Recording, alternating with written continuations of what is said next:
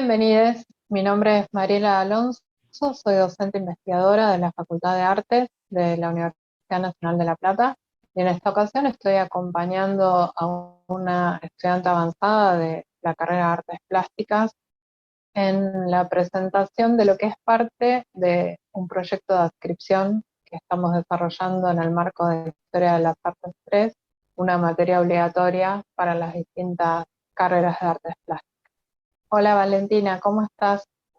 Hola, ¿qué tal, Mariela? Bien, ¿y tú? Bueno, mi Muy nombre bien. es Valentina Cuesta, alumna de ya quinto año de la licenciatura en Artes Plásticas con orientación en pintura.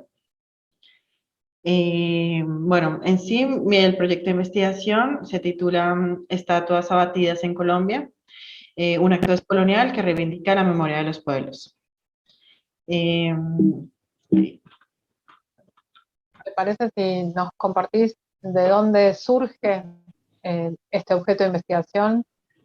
Sí, bueno, surge más que nada porque, bueno, yo soy colombiana y, bueno, me mudé a Argentina hace ya 5 años, que fue cuando inicié la carrera acá. Y bueno, en el año 2021, o sea, el año pasado, sucedió un estallido social que, bueno, fue encadenado más que nada por un proyecto de reforma tributaria anunciado por el presidente Duque, pero bueno, ya venía también con muchos otros antecedentes. Entonces como que desembocó una serie de manifestaciones y también como de activismos artísticos y bueno, y de lo que en sí se enfoca en esta investigación, que es más que nada la arremetida contra monumentos de próceres de la historia de Colombia. En particular, vos te centraste en lo ocurrido en la ciudad de Bogotá. Sí, sí, sí, me centré más que nada en dos monumentos que fueron abatidos en Bogotá. Eh, sí, los seleccioné porque fueron como los más característicos de ahí, o sea, hubo otros, pero esos como que fueron muy, eh, como que el por qué, las razones del por qué se hicieron me llamaban mucho la atención, pero sí, en sí se abatieron monumentos a lo largo de Colombia, en diferentes ciudades. O sea, fue como algo que ¿Querés se dio. compartir algunas imágenes? Bueno, a ver.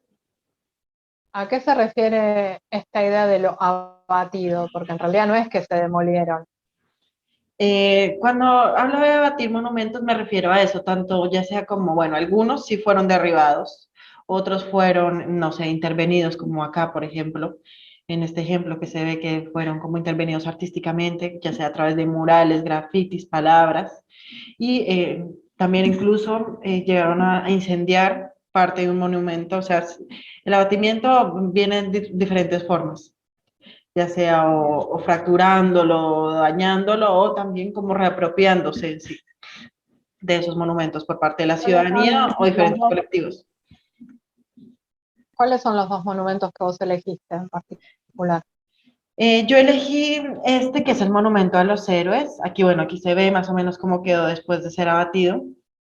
Y el otro que es la estatua de Gonzalo Jiménez de Quesada, que fue un conquistador que más que nada eh, fue como que llamado el fundador de Bogotá. Bien. ¿Y qué reacciones provocó la figura de este conquistador y fundador en la comunidad en ese momento?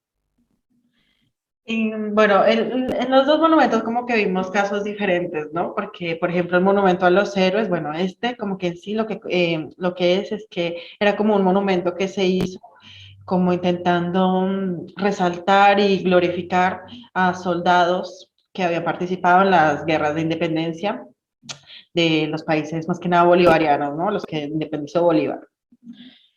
Eh, entonces, bueno, aquí como que hubo una resignificación por parte de la ciudadanía porque, bueno, este lugar en sí como que fue un lugar que se asoció como para que la gente se reuniera, sobre todo los manifestantes del paro, o sea, como que fue un lugar donde se convocó para aglomerarse y, bueno, y todos estar presentes en las manifestaciones, ¿no?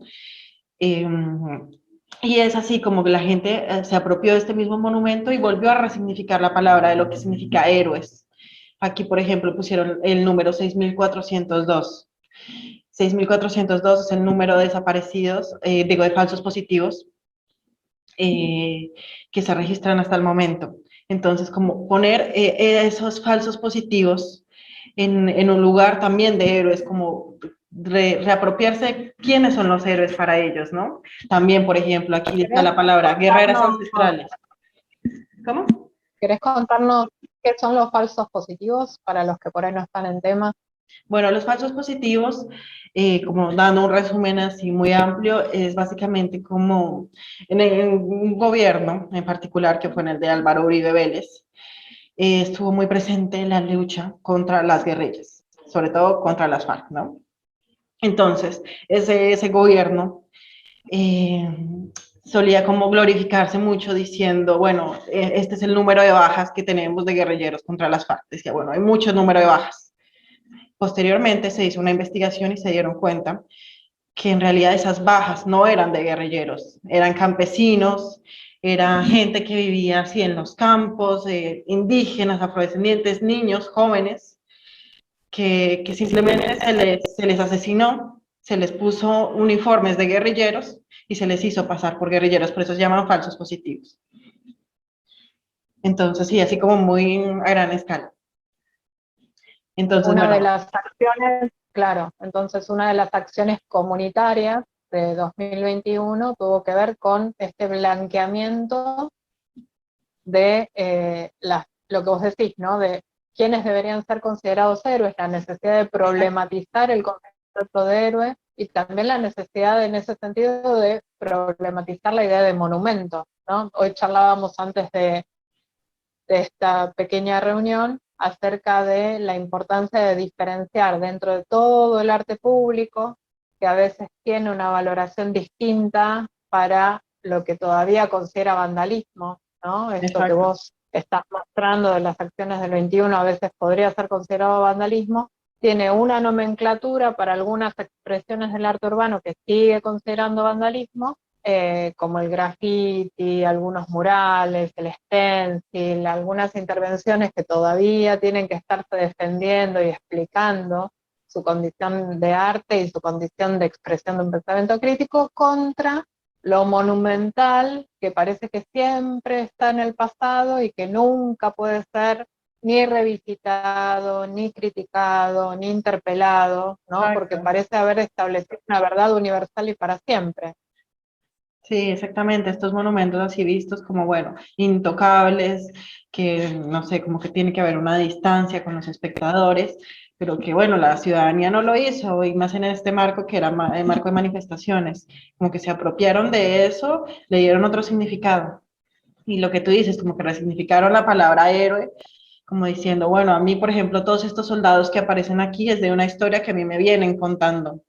Pero bueno, ¿qué pasa con mi propia historia, con la que a mí me interpela más y con mis propios héroes?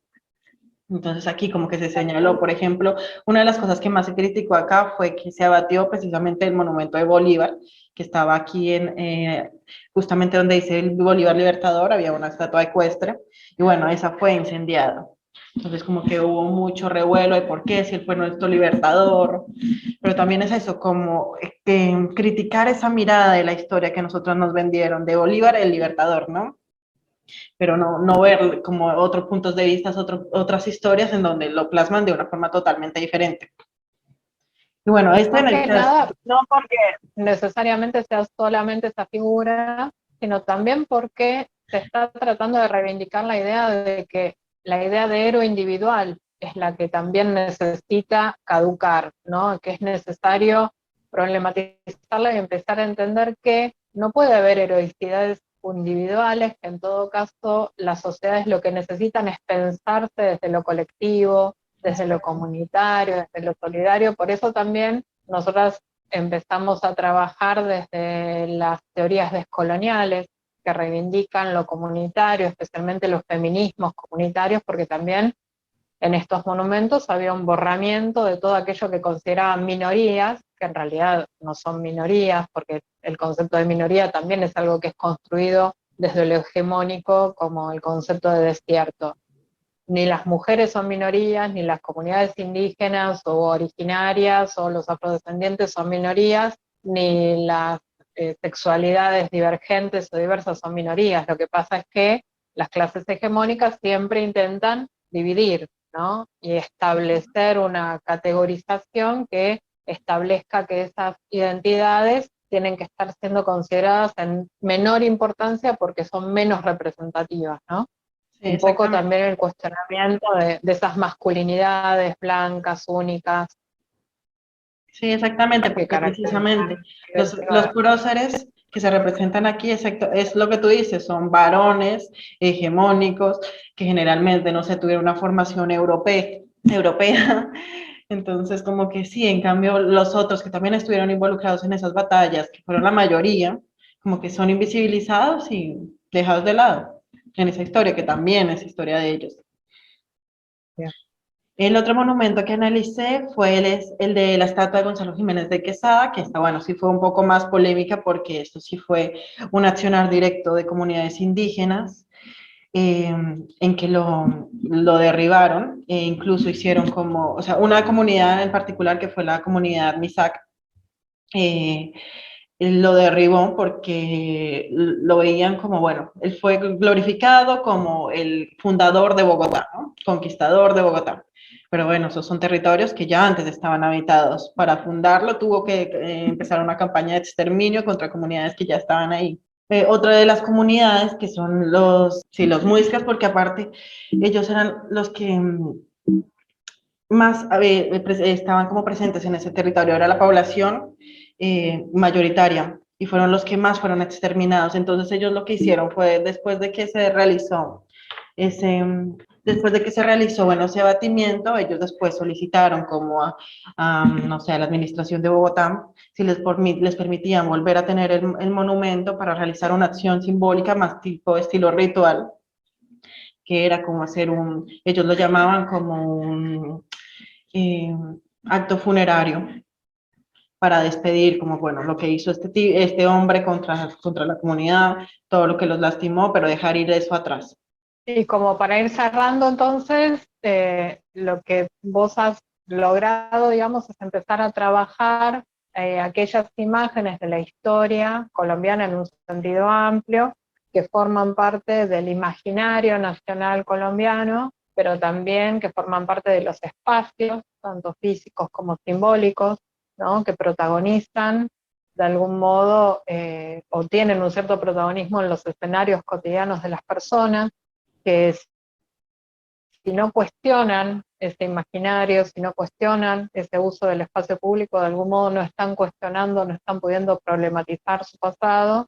Y lo interesante de trabajos como el tuyo, de investigaciones, que nos permiten justamente empezar a analizar nuestra colonialidad en términos del ver, ¿no? Que también derivan en las colonialidades del saber, y que nos muestra cuánto necesitamos revisar críticamente este pasado. A mí me resultó muy potente esto que vos elegiste, porque es muy interesante que en 2021, era el año pasado, que en 2021 todavía se necesitara revisar cómo se contaba el mundo o cómo se contó el mundo en los últimos 500 años, ¿verdad? Claro. Sí, exacto. Aparte que, bueno, esto es como un episodio que se está viendo en Colombia, ¿no? Pero ¿qué ha pasado a raíz de toda América, ¿no? porque aquí en Argentina también, por ejemplo, no sé, yo me acuerdo que cuando viajé al sur, vi el monumento de Roca, que también estaba como intervenido exactamente igual, decía, creo que una palabra que decía como genocida. E igual también cuando en Estados Unidos, incluso cuando pasó el tema de Floyd, todo eso, que también empezaron a derribar todos esos monumentos que apelaban al racismo y todo eso. O sea, es un acto que hay que hacer, que tenemos que hacer como toda América, porque precisamente como se llama acá, América está herida, entonces tenemos que empezar a volver a reivindicar nuestra propia historia, la historia de nuestras comunidades, que ellos también tengan como espacio para contar quiénes fueron sus héroes de verdad y quiénes en cambio que para la historia están como vistos como los grandes próceres que en realidad no fueron así, que los lastimaron mucho, los fragmentaron, más que nada eso. Muy bien. Muchas gracias, Valentina. No, gracias a ti.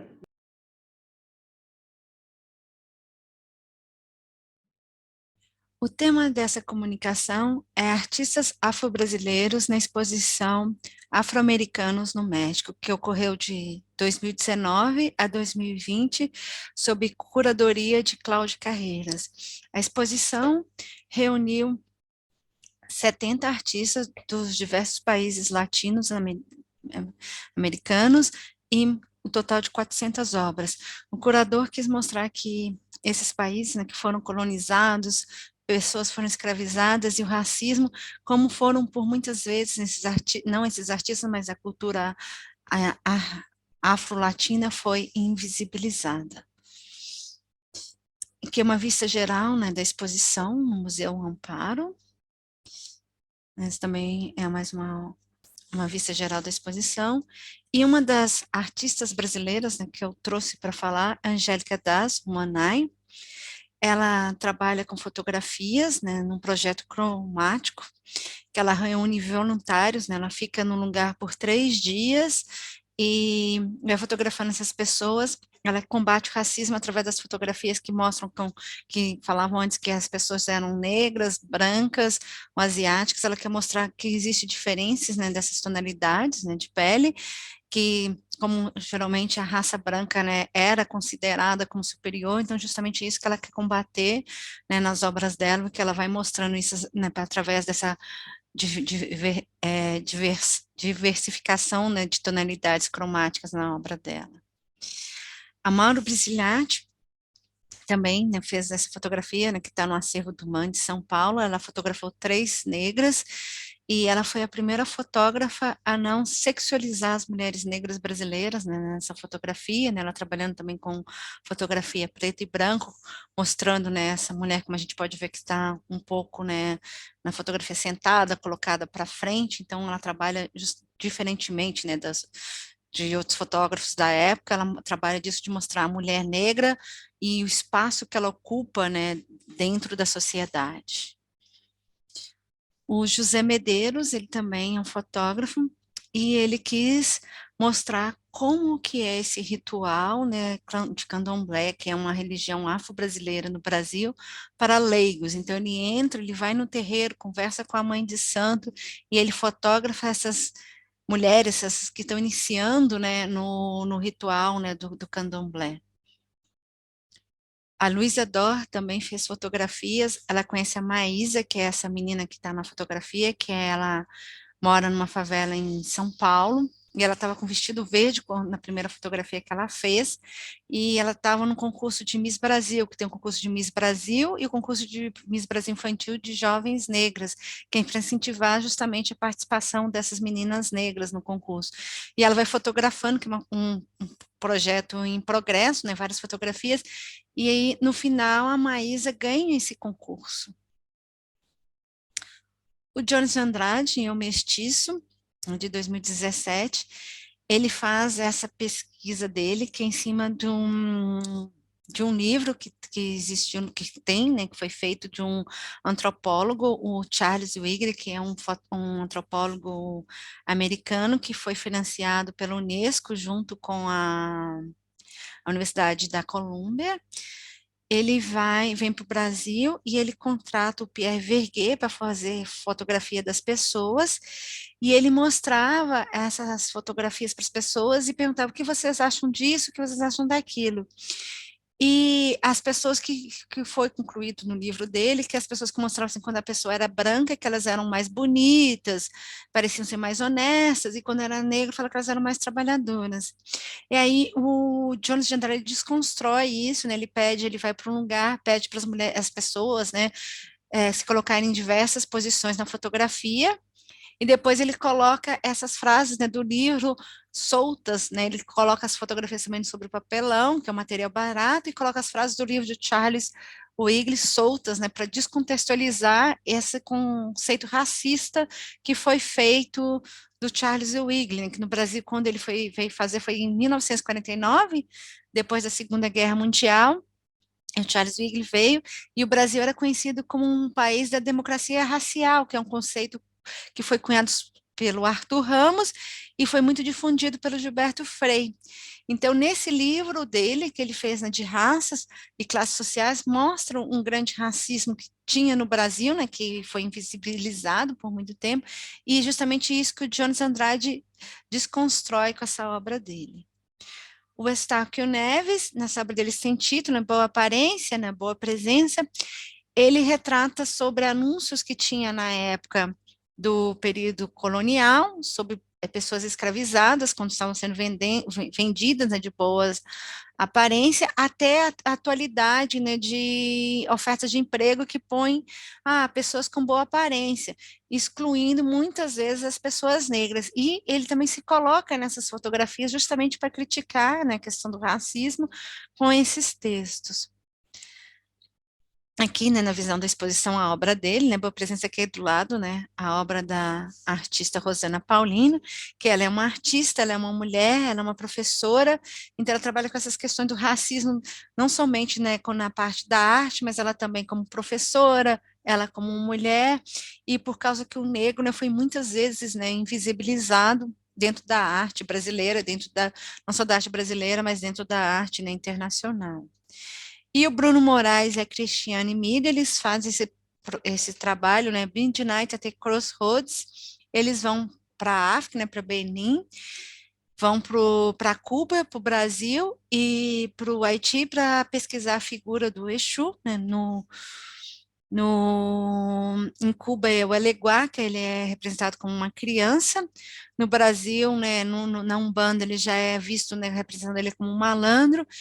E o Papalégua, já no Haiti, já é a figura de um velho.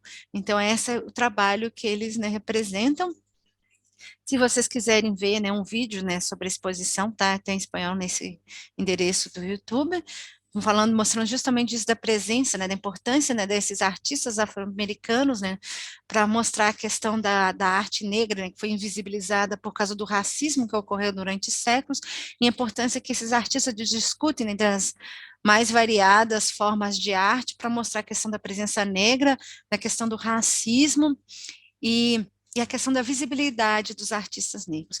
Muito obrigada, muitas graças pela participação.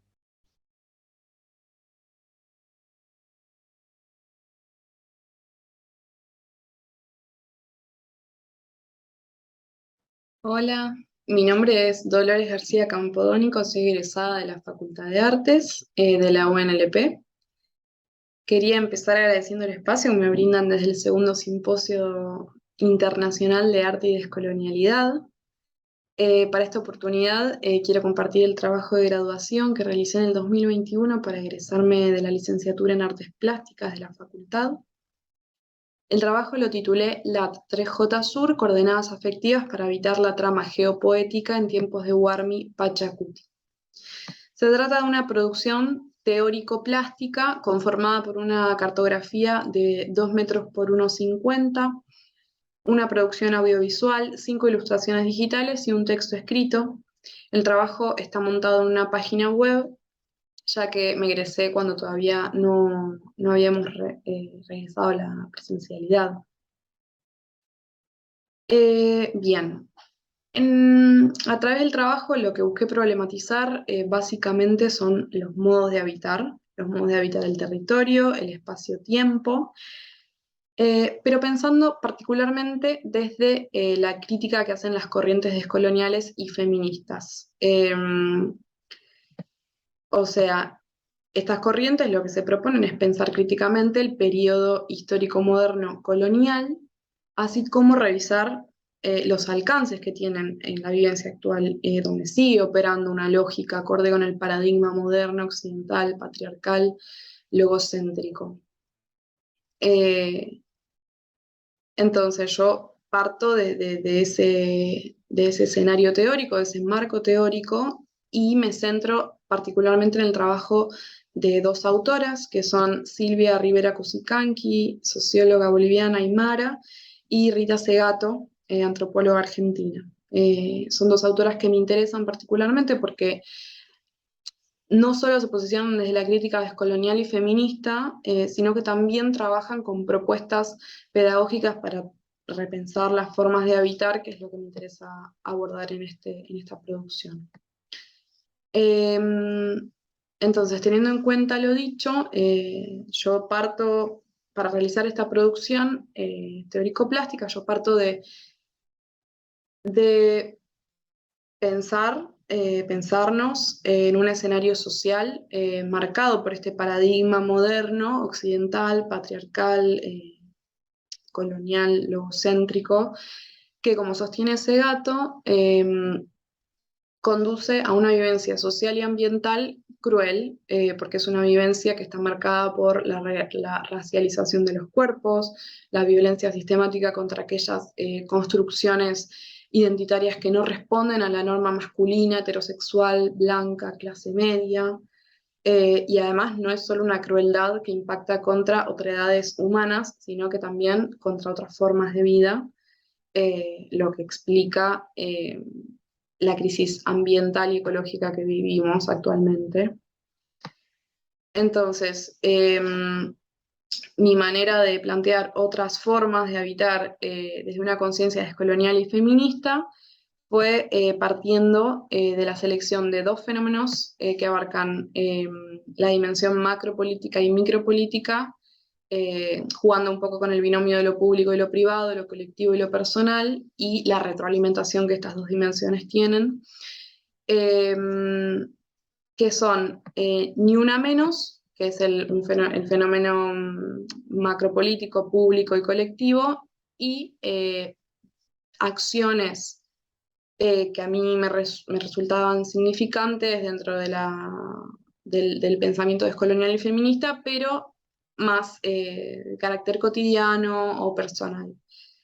Entonces, lo que hice fue recopilar este archivo visual y audiovisual de Ni Una Menos y archivo de mi quehacer cotidiano, que elegí dos imágenes de ejemplo, pero en la página web están expuestas las imágenes que seleccioné.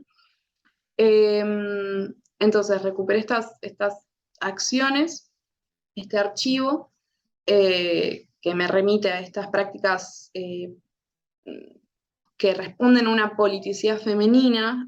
Segato habla de la politicidad femenina como aquella politicidad que se inscribe en un proyecto histórico cuya meta para la realización de la felicidad es la vinculación, la generación de redes. Entonces retomé este archivo visual y lo que hice fue diseñar imágenes con las cuales después compuse un mapa, una cartografía, donde estas acciones materializadas en el dibujo se articulan y se integran en una suerte de paisaje que me gusta denominar así como mapa o cartografía geopoética, donde se despliegan rutas, caminos, a partir de estas acciones significantes que plantean otra alternativa a las rutas y caminos propuestos por la modernidad, colonialidad occidental, patriarcal, ¿no? Que ya vimos que no conducen a escenarios muy, muy buenos. Entonces, la elección del formato cartográfico tiene que ver además con apropiarse de un dispositivo que fue pensado con fines de control, dominio, construcción de una narrativa eurocéntrica, para disponerlo lúdicamente con la posibilidad de desmontar, desarmar, rearmar, crear y hacer contrapropuestas respecto de las formas en que se dispone el territorio y cómo puede ser habitado. En esto aparece la posibilidad de mutar este territorio hacia paisajes que den lugar a otras formas de vinculación, de consumo, en definitiva, otras coordenadas para habitar el tiempo-espacio. Y mi contrapropuesta, con la que yo me permití jugar en la producción visual y audiovisual, tiene que ver con esta reconfiguración del territorio desde una vivencia descolonial y feminista, que es colectiva y personal. Y bueno, acá recuperé algunas pocas imágenes para mostrar la cartografía. Esta es una de las ilustraciones digitales, esta es otra que son fragmentos cartográficos, partes de la gran cartografía. Y quería cerrar explicando un poco el título y que va a cobrar un poco más de sentido después de esta introducción, esta presentación. Bien, entonces LAT 3J Sur alude al formato de coordenada geográfica, ¿no? La abreviación LAT juega con el significado ambiguo de latitud y Latinoamérica, y después, bueno, 3J refiere a la fecha en que se marcha cada año bajo la consigna Ni Una Menos, y Sur, como punto cardinal, reafirma este anclaje este anclaje local, ¿no? Y después de la otra parte del título, quizás lo que más hay que aclarar es qué significa Warmi Pachacuti. Son dos palabras aymaras. Pachacuti significa un vuelco temporoespacial, un momento de inflexión, de cambio, que no es de un día para el otro, sino que es un proceso profundo, lento, que retrocede, que duele, que tiene sus contradicciones. Y lo que me pareció interesante es que Rivera Cusicanqui, en una entrevista que le hace Ana Cacopardo en 2018, dice que estamos viviendo un Pachacuti. Y no un Pachacuti cualquiera, es Warmi Pachacuti. Porque Warmi significa mujer.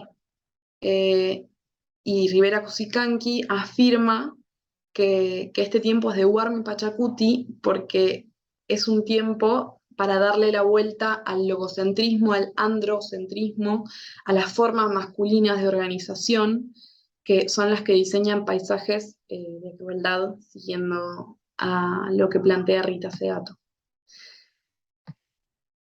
En fin, me gustaría cerrar simplemente diciendo que este trabajo para mí tiene sentido en la medida en que genere reflexión, pero sobre todo en la medida en que impulse el encuentro, la vinculación, la generación de un tejido afectivo que accione desde esta politicidad femenina para desmontar los paisajes de crueldad.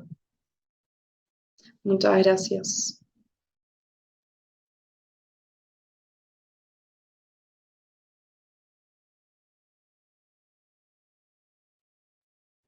Buenas, mi nombre es Laura Molina y en esta ponencia me interesa trabajar con la idea del lenguaje exclusivo, específicamente en el marco del giro decolonial y el feminista crítico. Para ponernos a tono con el marco teórico que vamos a trabajar, quisiera aclarar a qué me refiero con el feminismo crítico, porque no todo feminismo es entendido como crítico, sino el que empieza la segunda mitad del siglo XX y luego da su giro con el siglo XXI. Porque los primeros feminismos lo que buscan es generar que esta idea de la diferencia entre el hombre y la mujer es tal y que la mujer es tan inteligente como el hombre y tiene las mismas habilidades mentales y corporales que el hombre. Lo que hace este último feminismo, el feminismo crítico, es tener en cuenta la interseccionalidad, que ahora lo vamos a ver más adelante. Los antecedentes teóricos de la decolonialidad, esos autores no son decoloniales, pero yo los tengo en cuenta como antecedentes, son los que critican el modelo capitalista, los grandes relatos, y desde un punto de vista crítico y contrahegemónico plantean una nueva versión de la realidad. Pero los autores decoloniales son específicamente estos que están acá, que parten de las revoluciones o de las luchas revolucionarias y de independencia, tanto en la India como en África, y a partir de la segunda mitad del siglo XX a la actualidad, se ponen a replantearse eh, todas las consecuencias teóricas e históricas que nos hicieron llegar a donde estamos hoy. Pero especialmente me interesa detenerme en las feministas decoloniales, que son estas que están acá de todas partes del mundo, de la India, de África y de Latinoamérica, pero que eh, contienen esta mirada decolonial con una mirada desde los márgenes, desde el feminismo y desde las divergencias y de las diversidades plurales, complejas y reales de, bueno, de la transición del siglo XX al siglo XXI. Y entiendo que es extraño partir de la bibliografía, pero mi intención era mostrar el contexto con el que trabajé para realizar la ponencia. Porque, bueno, como decía antes, las luchas independentistas, la segunda posguerra, bueno, el mayo del 68, aunque es una pequeña burguesía urbana, son los puntapiés que comienzan con esta revisión o esta relectura histórica y por lo tanto del presente para generar una nueva epistemia, una nueva forma de entender el mundo. La decolonialidad critica al historicismo, al universalismo occidental europeo, el parroquianismo cultural, esa vara moral y ética con la que se juzga todo el resto del planeta, la idea de nación moderna como unidad centrada sobre sí mismo que genera una otredad, la racionalidad tecnocientífica que hace que lleguemos al estado del mundo en el que estamos hoy, la ausencia de mujeres, diversidades, grupos racializados, campesinos en una construcción histórica realmente plural, y en lo que se llama el punto cero epistémico o al atrincheramiento o al bloqueo de nuevos saberes. ¿Qué es lo que promueve la decolonialidad? Una reconstrucción de identidades que incluya a esos grupos marginados. La soberanía del territorio no solo desde el punto de vista de la propiedad, sino desde el cuidado de la tierra, de la ecología, los discursos antiestereotípicos, la ruptura de la dicotomía binaria, la laicización de las conductas, la ruptura de los discursos racistas, xenófobos, misóginos, gordofóbicos, homofóbicos, transfóbicos, aporofóbicos y gerontofóbicos, y dejar de darle importancia a esas cualidades o esos temperamentos de los humanos. La representación diversa, plural, compleja, la exploración de los lenguajes inclusivos, que es el interés de esta ponencia, y básicamente la descentralización del saber, del poder y la generación de nuevos saberes. Porque para la decolonialidad, la explotación colonial no termina con las luchas de la independencia, con la independencia, sino que se cambian una élite gobernante por otra, pero las comunidades pobres, los pueblos marginados siguen siendo pobres. Y esta mirada decolonial no tiene que ver con juzgar el pasado con una moral contemporánea y pensar que todo pasado fue mejor, porque por supuesto que no, sino que lo que buscan es darle legitimidad a quien nunca tuvo voz y, y dejar de justificar un status quo injusto y vertical. Porque esta mirada decolonial sigue vigente hoy, esto es del año pasado, pero este punto de vista de que Europa está en la punta de la pirámide y el resto de los países miran hacia Europa con anhelo, sigue vigente en la actualidad. Esta idea de que el catolicismo y que la civilización europea llegó a América para mejor, sigue vigente en la actualidad. Y no solamente en el mundo europeo, sino también en el mundo colonizado. Estos son los últimos 3 presidentes en la Argentina y los 3 coinciden en que la composición argentina es europea, cuando en realidad no es el caso. Hay 2 estudios recientes, hay muchísimos más en el siglo XX, pero hay 2 recientes, uno realizado por el INDEC y otro por la UBA, por la Cátedra de Genética y Biología Molecular de la UBA, que reconfirman que más del 50% de la población tiene genética amerindia. Y esta idea de la decolonialidad no solo atañe a lo concreto, sino que también a los aspectos simbólicos. Sería incluso más importante quizás partir por los aspectos simbólicos para terminar en los aspectos sociales concretos. La remoción de las esculturas que se están dando en todo el mundo tiene que ver con esta idea de la decolonialidad. en Bristol, cuando tiraron abajo la escultura de Edward Colston y quisieron cambiar los nombres a las escuelas y sacarlos de los vitrales y hacer arte en los pedestales vacíos y llevarlos a los museos, tiene que ver con esta idea de la decolonialidad. Plantearse en los museos y preguntar de dónde vienen esas colecciones y si tienen que ser devueltas y a quién beneficia que toda la concentración de las colecciones de artes estén en 2 o 3 lugares europeos y que tengan más obras que los propios países de donde se originan esas obras. A su vez, la decolonialidad también se vive en la Argentina, por ejemplo, en el Museo de Ciencias Naturales de La Plata, se han devuelto restos humanos a los descendientes que todavía están vivos hoy para realizar los ritos de sepultura y que tengan su descanso en los lugares que estaban pensados originalmente. Otra cuestión simbólica, el cambio del nombre del 12 de octubre, del Día de la Raza, al Día de Respeto de la Diversidad Cultural, que también entendemos como simbólico, pero viene de la mano de estos cambios decoloniales. Y saltando al mundo del universo del conocimiento de los feminismos decoloniales, lo que buscan hacer es no contener solamente a la mujer, sino a todas las diversidades de todo el espectro que se encuentra entre el hombre y la mujer, e incluso la mujer. Y quiere romper con esta idea del feminismo de estas primeras olas que contemplaban a la mujer como a la mujer blanca, occidental y burguesa. Y hacían esa analogía o esa equiparación de que toda mujer, que la idea de la mujer es universal, histórica, y es blanca y burguesa.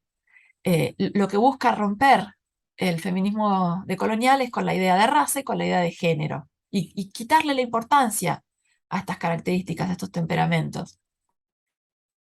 María Lugones, Rita Segato, Ochi Curiel y Aníbal Quijano parten de distintos estudios de Margaret Mead, Paula Gunalen y muchísimos más, que analizan distintas culturas antes de la llegada del mundo occidental y en pervivencia con la llegada del colonialismo, que no siguen una lógica binaria, que no tienen una estructura familiar como la que conocemos hoy, nuclear, sino que participan más bien en clanes o en ailús, que son eh, eh, grupos familiares pero más extensos y diversos, y que no siguen esa lógica de hombre y mujer y la bipartición dicotómica, binaria de la estructura entre hombre y mujer no es la que rige el mundo de esas culturas, que como se ve acá en esta lista de acá y en la de más abajo, son muchísimas las culturas que no solo entienden este tercer género no entendido como un único tercero, sino como ese espectro diverso, no lo tienen como aceptado, sino con un lugar completamente positivo, naturalizado. Y volviendo a lo superfluo, a lo puramente simbólico, esta idea de lo decolonial también trabaja con la construcción de saberes o de conocimiento, la generación de sentido común. Si esta separación de la que hablábamos arriba entre hombre y mujer se da desde el lenguaje y desde lo simbólico, también se da en las industrias creativas. Y esa separación, esas diferencias entre hombre y mujer rigen nuestra vida cotidiana. Y no tan superfluo, en el feminismo decolonial, en este giro decolonial, lo que se busca también es eh, ponernos a cuestionar, aunque sea disfraz de marketing, que lo hagan por el marketing porque el público ya no acepta estos patrones o estos esquematismos típicamente coloniales y los busca cambiar por uno, aunque las manos son blancas y se llama Blanca Flor, pero hay un giro, hay un cambio por una idea de pluralidad y de no estereotipación. Y específicamente, yéndonos a la idea del lenguaje inclusivo, la base de la defensa del lenguaje inclusivo tiene que ver con que no es un sistema abstracto, ajeno, que está allá afuera, neutro, sino que es contingente, relacional, y que hablar es un planteamiento político. La forma en que enunciamos ya es un abordaje político, tiene una mirada sesgada, y lo que busca hacer el lenguaje inclusivo es plantear una opción diversa, una opción que tiene en cuenta a la complejidad de la humanidad. Y ese universo cognitivo, que es el lenguaje inclusivo, lo que busca es, a partir de la segunda mitad del siglo XX, básicamente en Estados Unidos, pero esto después se reparte al resto del mundo, por ejemplo, con el cambio de policeman a policewoman o fireman, firefighter, es a partir del desdoblamiento, del arroba, del asterisco, de la X, de la E, generar esta posibilidad de la inclusividad en el lenguaje. Los que están en contra del lenguaje inclusivo en general están a favor del desdoblamiento, lo cual es una contradicción en sí misma, porque si es necesario el desdoblamiento, si es necesario plantear el masculino y el feminismo, es porque entonces lo femenino no estaba planteado en el masculino, porque no estaba incluido. Y si hay que incluirlo, entonces se está evidenciando que hay una invisibilización. Y lo que busca el feminismo decolonial no es hacer visibles a las mujeres, sino a todo lo que no es masculino. Y para eso se hicieron montones de manuales, guías, cuadernillos, en todas partes del mundo y en todos los centros institucionales y de pensamiento. Se generaron guías que lo que buscan es sugerir, registrar, aconsejar, pero nunca obligar a plantear formas de comunicación que contemplen lo diverso. Estas, por ejemplo, son formas que no utilizan el elle, que no utilizan la e, pero que a su vez son lenguaje inclusivo. Y esto lo vienen haciendo los comunicadores y los traductores desde siempre. Si en una novela policial se devela quién es el asesino o la asesina por cómo se adjetiva o cómo se pone el pronombre, eso hay que parafrasearlo o hay que cambiarlo. En la traducción hay que hacer una acción concreta para que no se descubra quién es el culpable de esa acción. En este caso, la película The Beguiled juega con quién es el engañado o la engañada y no hay otra cosa que cambiarle el título y hacer paráfrasis para no develar el giro poético del título. ¿Cuáles son las principales críticas al lenguaje inclusivo? Bueno, estas, vamos a tratar de resumirlas rápidamente, que el lenguaje es una aberración porque rompe la estructura gramatical, cuando en realidad lo que quiere es resistematizarla, no quiere romperla, sino incluir una nueva opción más diversa.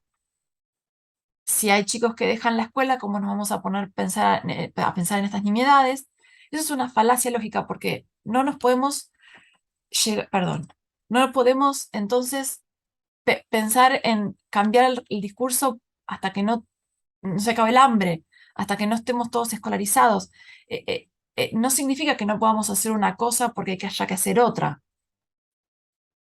La RAE, que también se encuentra en contra del lenguaje inclusivo, y que tiene en la actualidad montones de palabras en desuso en el lenguaje, como murciégalo, toballa, octubre, almóndiga. Entonces uno pensaría, bueno, lo que hace la RAE es no seguir los cambios en el lenguaje con tanta asiduidad, pero no es el caso, porque Bitcoin cuando salió, enseguida estuvo en la Real Academia Española.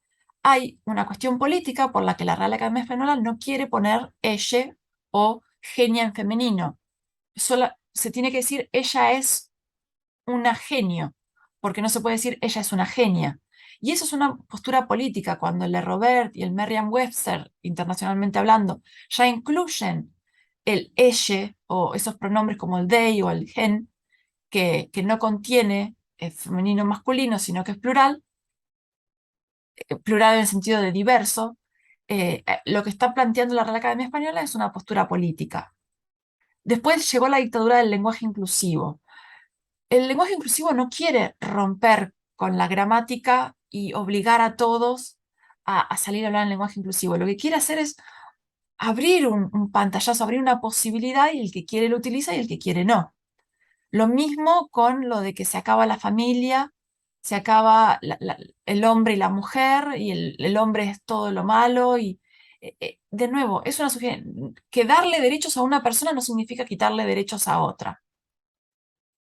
Y en el caso de la ciudad de Buenos Aires, por ejemplo, que prohibió el lenguaje inclusivo en el ámbito educativo, cuando muchísimas de las comunicaciones de la ciudad de Buenos Aires se realizan en lenguaje inclusivo y es parte de este camuflaje de la ciudad de presentarse como gay friendly.